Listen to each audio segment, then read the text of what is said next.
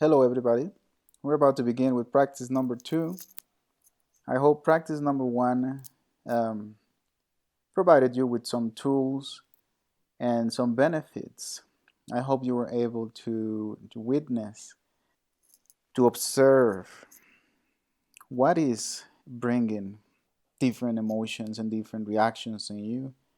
Um, if you weren't able to capture them right away, maybe by journaling, you were.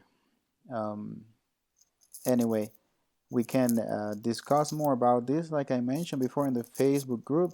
That's kind of the point of the group, is to see if the practices are actually working for you, and if they're not, to see if we can adjust them, adapt them. Like we said in the past, there is not one practice that works for everybody, that works for all. Definitely some practices are more beneficial, can be more effective than others in the majority of people, but that doesn't mean they have to work for everybody. So if you find out that the practices, the teachings, the tools that we provided in the first video are not really clear, or they just didn't work as effectively as you were expecting, then just contact me, and we can work through it. Okay, so here we are with practice number 2, second video. This one we title it "Finding the Self." Uh, the the theme or the focus is contemplation. Now, for those that are not very familiar with contemplation, in a second I will explain or elaborate a little bit more in this concept. Also, we all have different understandings of different words, so we'll just go into it a little bit more in a second. Before that, I would like to read you another quote. We can call it the quote of the day. Um, and it goes like this: if the problem has a solution, worrying is pointless. In the end, the problem will be solved. On the other hand, if the problem has no solution, then there is no reason to worry, since it can't be solved. This is a saying or a quote that you can find in different traditions here. They give it to, or say it's a Zen quote. Um, it comes from East for sure, but particularly from China. Anyway, hope you get something out of it. Just reflect a little bit on that. Now, okay, focus on the goal. The goal of this practice, or the intention, is to help you become aware, to become more aware of the daily mundane things that happen in your life. To look beyond good and bad, and to realize that these concepts only exist in the mind. I will elaborate on that a little bit more, but just letting you that there, that's the goal that we set for this practice. Now, there are 3 tools or 3 different practices that we include that will help you to work on this subject we just introduced. The first one is to be present. We already mentioned this before, and probably is something that we are going to continue mentioning, because without being present, it is almost, if not completely, impossible to go through anything, to accomplish a goal. Yeah, things might still happen randomly, or by the act of God, if you want to say that way. But definitely, if we are present, the simple fact of being present is going to help us to work on specific goals, to remove specific behaviors, to include specific behaviors. Otherwise, and you've seen it in the videos that we presented before, I'll share more videos that talk about this later on in the Facebook page and with the presentations too. Um, when we are not present means we are not conscious, means we are unconscious. And by being unconscious means I am not actually driving my vehicle. There is an autopilot that's driving it. And in this case, in our case, is the subconscious mind. So the subconscious mind is not really working on um, creating and all of that stuff. It's not a creative part of us. It's the part that works based on things that are already there, that we already know, reactions that you've already had, things that are recorded and saved in our archives. They will come back when we are unconscious, and we just have to make a decision at that point. It will bring the most accurate one, the one that repeated the most in that part, in a situation that is very similar to the one we are experiencing at the moment. Anyway, I don't want to go too deep, but I just wanted to put a remark on why we include again this practice of being present, even though we already mentioned it in the past. Be present, making a conscious effort to be there. As you're washing your dishes, driving your car, eating your food, doing the most mundane things of your day, make a conscious effort to experience everything that is happening, the sounds, the feelings, the sensations, anything that is happening. Record it from a conscious mind. The difference, your subconscious mind is recording everything, by the way. Regardless of if you're present or not, your subconscious mind is recording. Your subconscious mind records compared to your conscious mind, a ridiculous amount of information. You already saw that in the video before, and there is much more information that tells you that. Um, anyways, your subconscious mind is recording everything. The slight difference that when we record something in the conscious mind is that we will have an easier access to that when we request it, when we need it, when it comes useful. When it's in the unconscious mind, it's like trying to find something in your archive that you don't remember where you put. It will come back when it's necessary, but only when you're not aware of it. When you record it from your conscious mind, from your being present in the moment, most likely you will have an easy access because, again, you already know where you save it. So just keep that in mind. So the first practice, again, the first tool that we offered today is be present. Go beyond the concept of being present. And I know what it means to be present. Yeah, of course we all do. It's a word we use very often. We hear it very often. Go beyond, go deeper in the concept what it means to be present. How can I do it?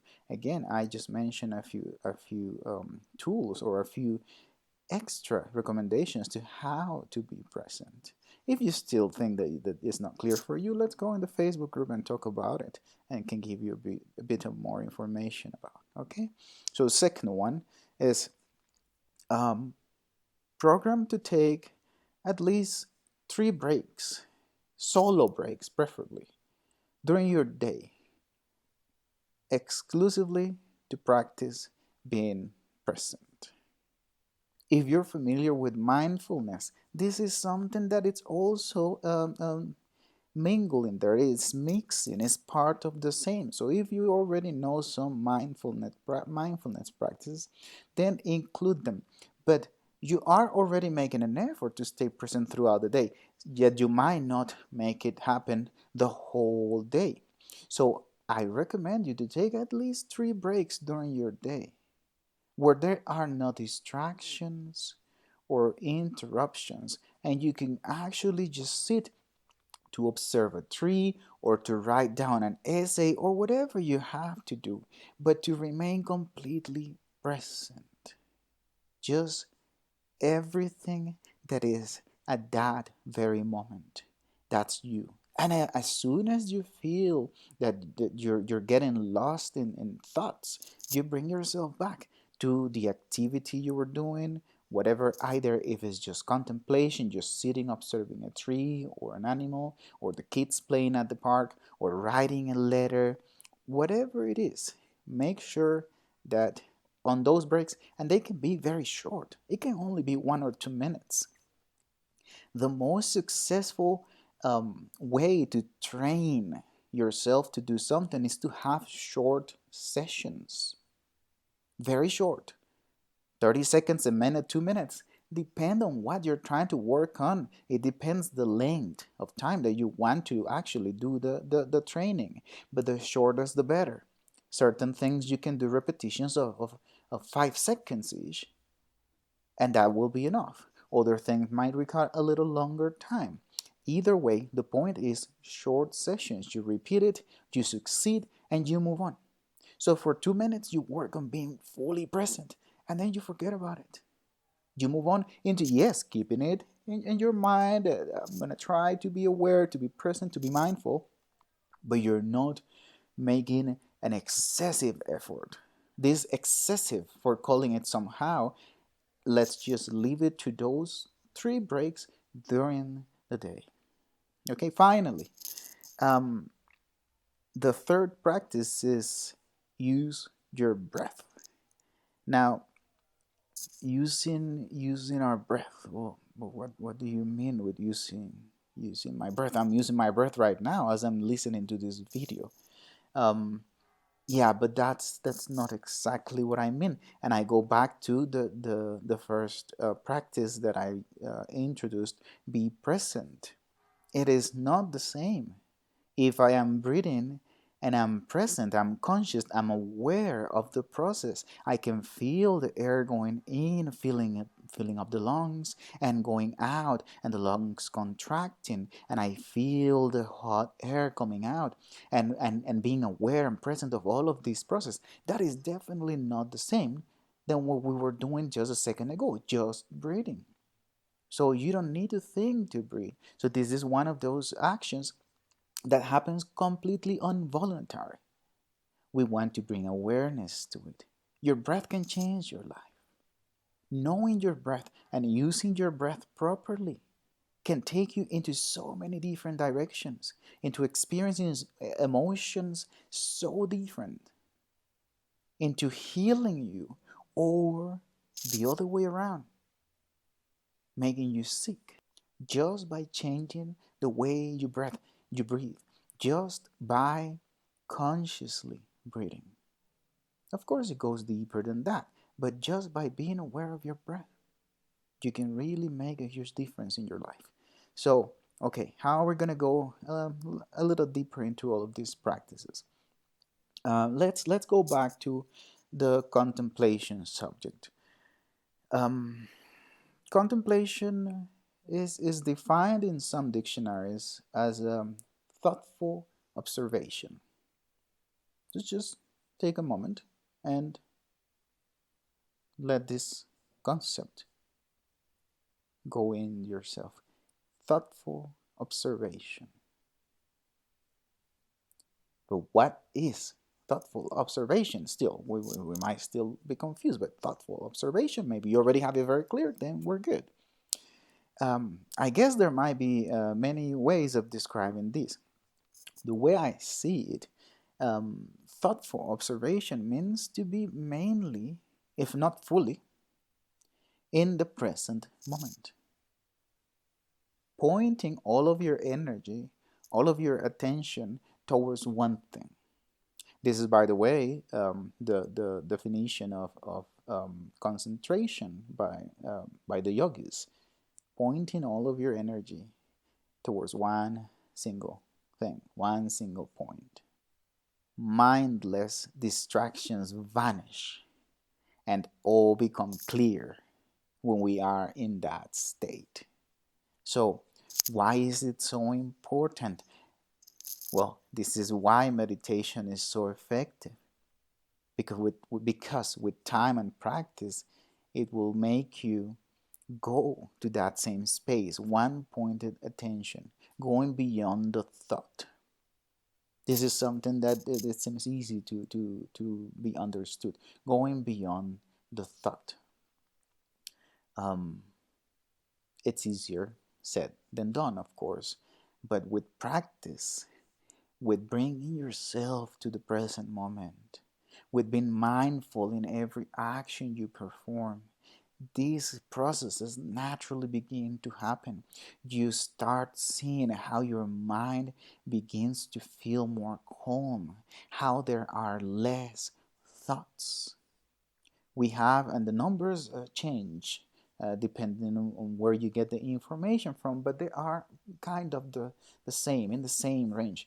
We have about 70,000 thoughts a day. Some say 60, some say 80. It doesn't really matter. We have a lot of them.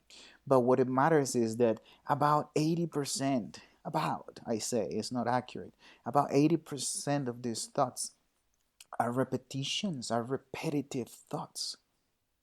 That means that only 20% of thoughts are actually taking you somewhere. The rest is just keeping you going back and forth or around and around, like a dog chasing its own tail.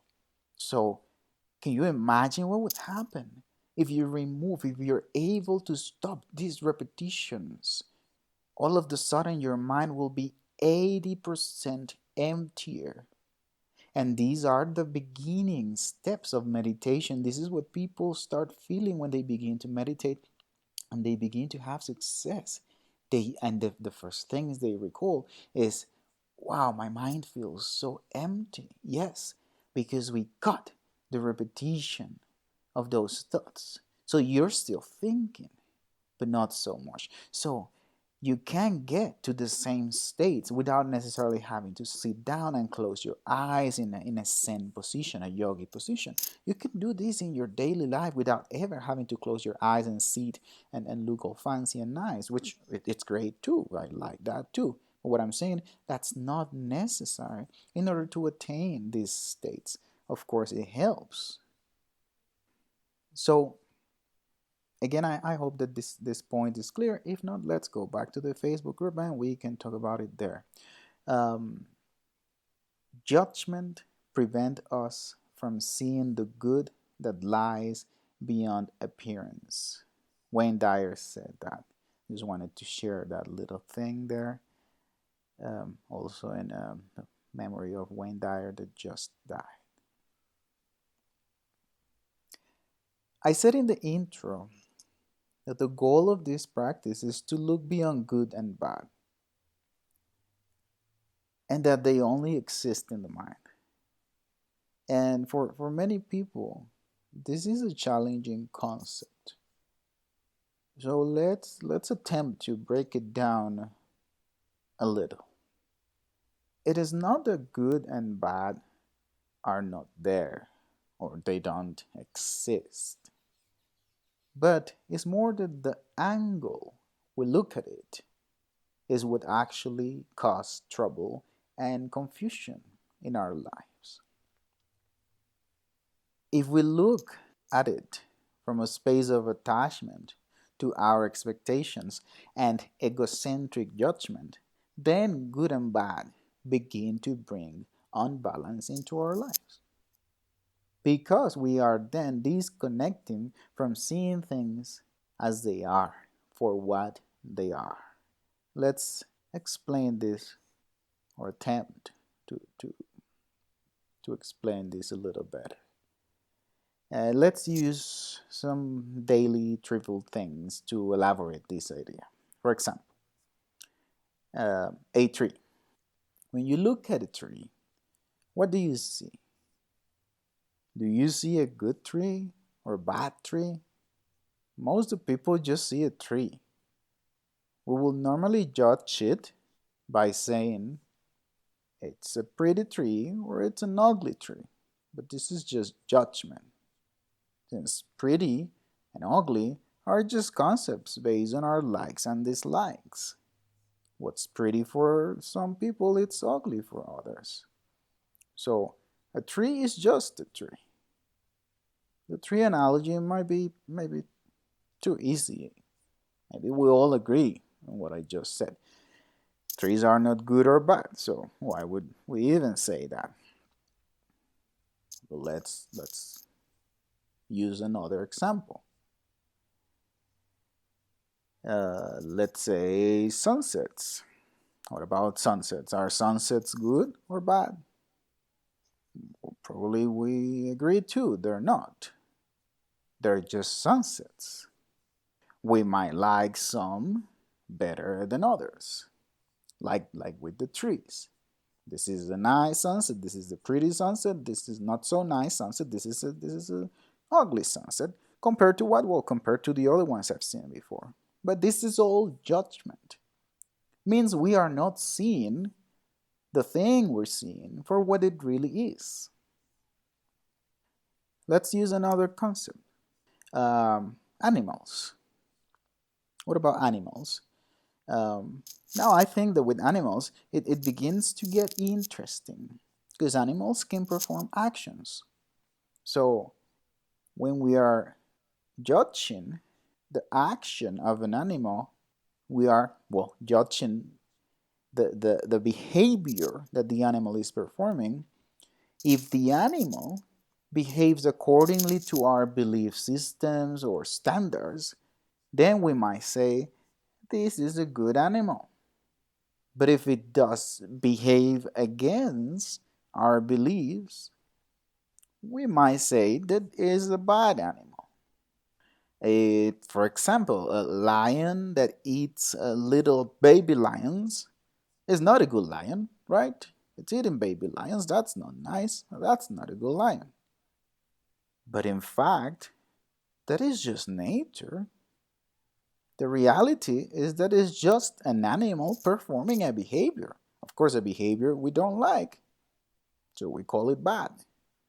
In resume, is the judgment we made of the behavior what brings an emotional response to us and get us entangled in a roller coaster of emotional habits.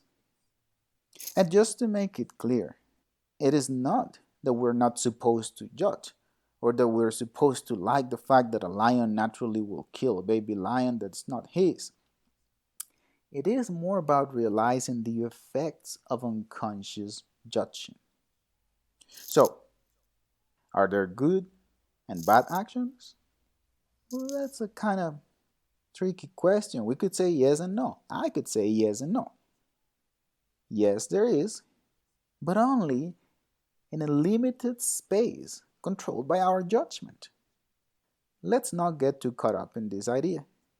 Just begin to consider the new idea that things just are. Also consider, as you're thinking about what I just said, especially if you're disagreeing with me, think that all that's happening now is that your one of few of your beliefs are being challenged, are being contradicted. And that's okay. That doesn't mean I'm right and you're wrong.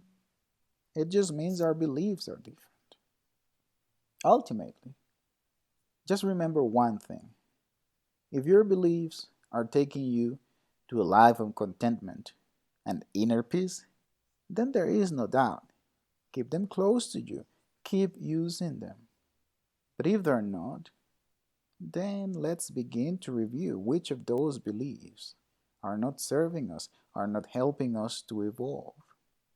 And let's see what we can do to replace them, to remove them, and to include new ones that serve us better. Jiddu Krishnamurti said, the highest form of human intelligence is to observe yourself without judgment. I repeat that. The highest form of human intelligence is to observe yourself without judgment. That's a big task right there in front of us. Okay, now let's move on. I want to give you more tips, and we've already been talking about it at the beginning of the video on how to practice. Uh, I just want to review or include a few more. Um, with the first one, find ways to stay present during your day. We already mentioned it. I already mentioned a few. When talking to someone, make sure you are there and not thinking on the past or the future. You will find out as you do this that you actually went back and forth, and that it's okay. Our brain naturally takes us back and forth between present, future, and past. This is not something you want to stop. This is not something you can ever stop. But you can definitely reduce the time in which your mind is going back and forth between past and future, and is not staying in the present, especially when you need it to be in the present. Let's say you're having a conversation and you need to hear in detail everything that is happening. Somebody that have no control over their minds, that is not used to be in the present moment, let's say a kid, will have a lot of struggle into staying present for a conversation of, let's say, 2 or 3 minutes, and then repeat to you most of the conversation. They don't have that skill well developed. So for them, it's very, very challenging to stay with you the whole time and then remember all of it and repeat it to you. As we grow up, we develop this skill a little better. But yet, if you are reinforcing the opposite, if you never actually put your mind into I have to concentrate and stay present, at least in specific times when it's necessary, then you are simply training yourself to do the opposite, to leave or allow your mind to drift and to go back and forth as it feels like.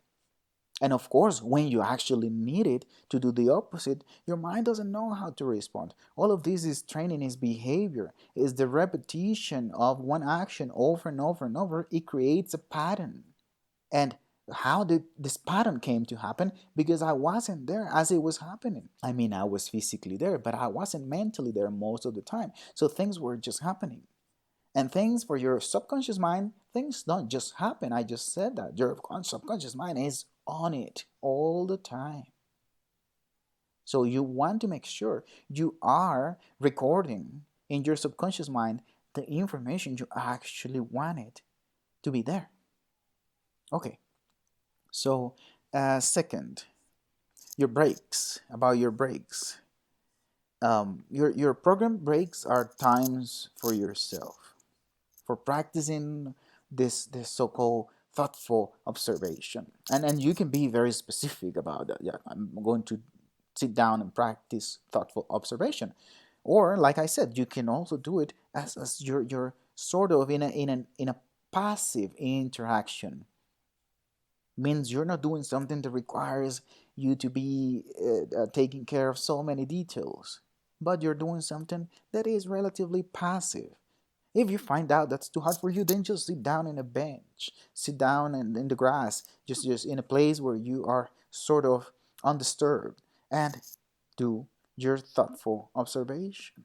So again, you can get creative with this and find different ways.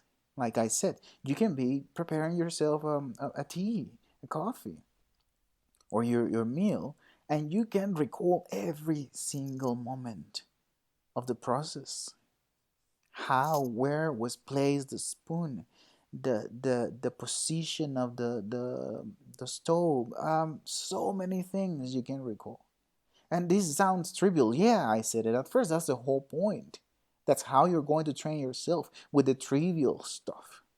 At 10,000 kilometers or meters or feet, whatever you want to use, walk is not done by one step. It's done step by step. It's not the one step you gave. It's the accumulation of. So that's why trivial actions are so important. Those little things you do during your day that seems to not have any bigger influence in the rest of the world or even in your own life, they do have. They have a huge influence in the ways that you are deciding and behaving in the future. You are constantly training yourself. Just keep that in mind. As you're doing this thoughtful observation, try to keep out of it judgment. Make an effort to, at least if you're not keeping it out, to realize when you are judging. The point is, when you start judging, you're going to drift away. Because to judge, you need to go back to your past to understand, to compare. You need to go to your future to compare. And at that point, that is not thoughtful observation. Don't mistake me, don't get confused. There might be moments when you are going to judge, but just be aware of it and don't create a chain of thought or of actions, or in this case, yeah, thoughts is more accurate. um, don't create a chain of thoughts in the judgment. You can judge one little thing and let it go. It was one single thing, one single thought, and it goes, and you go back to your thoughtful observation. Just observe. So if you're sitting in a bench at the park, at the lunch break, or as you're walking, you're aware. You're walking every step of the way. You can feel your heels and all the way to the tip of your toes moving. You can feel your muscles contracting and relaxing if you're focusing on yourself. If you're looking out, then you're observing the same things on other people. Observing.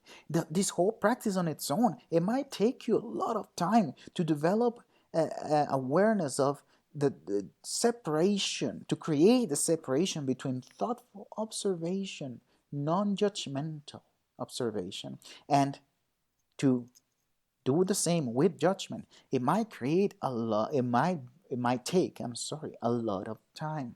So be patient, be kind to yourself. If you did it wrong once, just go again. You didn't do it wrong.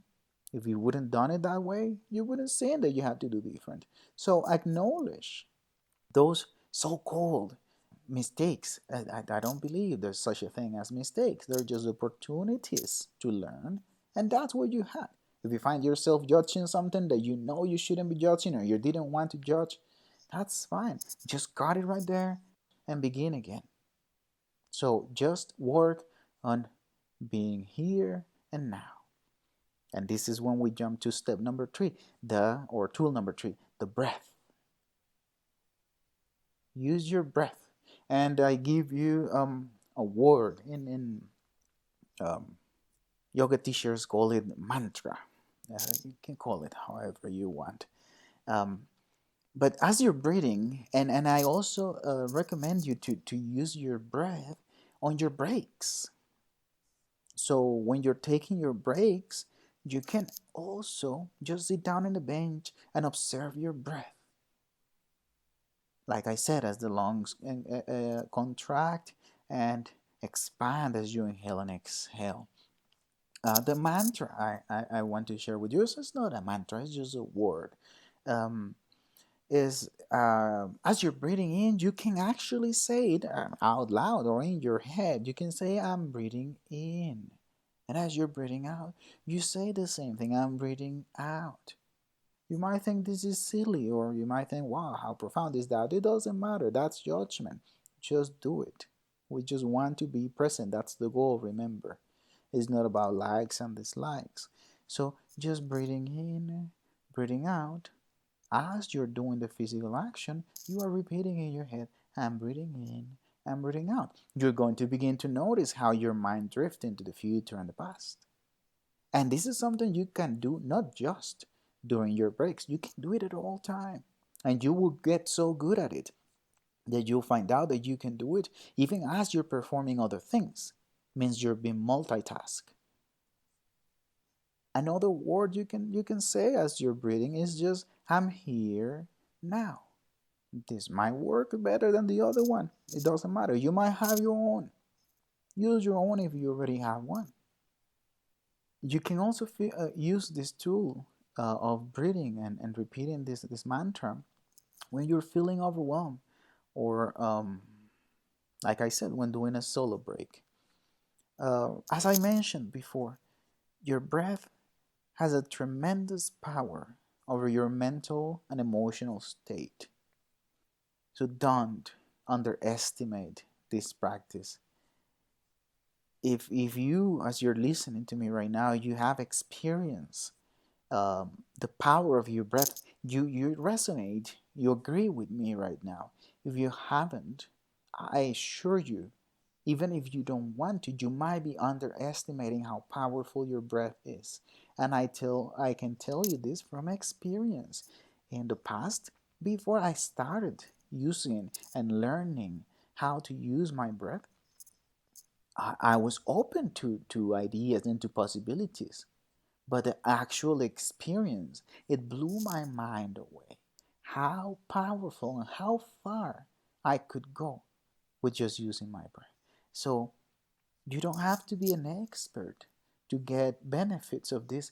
Just breathe in and out consciously on your breaks. Take extra breaks whenever you're driving, going on the subway. Breathe deep in, breathe out. Staying focused on the present using your mantras. You can do this for 45 seconds. You can do it for 5 minutes or 10 minutes. It's up to you. How much time do you have? Well, the longer the better, yes. But 1 minute is better than no minutes at all. So keep that in mind. Another tool, and this is extra, but another tool that help us to practice contemplation, to practice thoughtful observation, same thing, is self-inquiry. I'm sharing with you a few links where you can learn more about self-inquiry. There are many ways of doing self-inquiry. The one I'm sharing with you is the one I practiced in the past, and the one that gave me results. If you already know one or you find one that works for you, then use it. This is an extra tool. This is something that it helps, and it worked for a lot of people. So I want to again say it's an extra practice. You don't have to actually do it right now. Again, if you're getting like this is too much, then just keep it there. Just save it in your to-do list, and you can try it after we finish with this course, with this retreat. And you can begin to check this self-inquiry thing, what it is, read about it, see how you can practice it. Let's finish with keep an eye on. Okay, keep an eye on. We only exist and act in the here and now.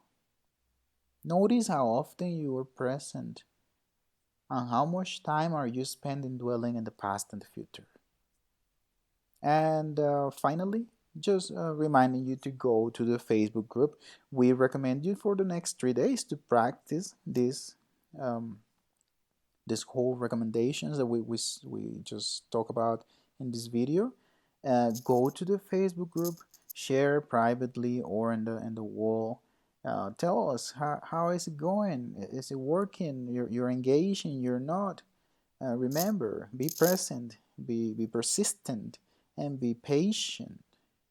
Be kind to yourself. See you in the next video.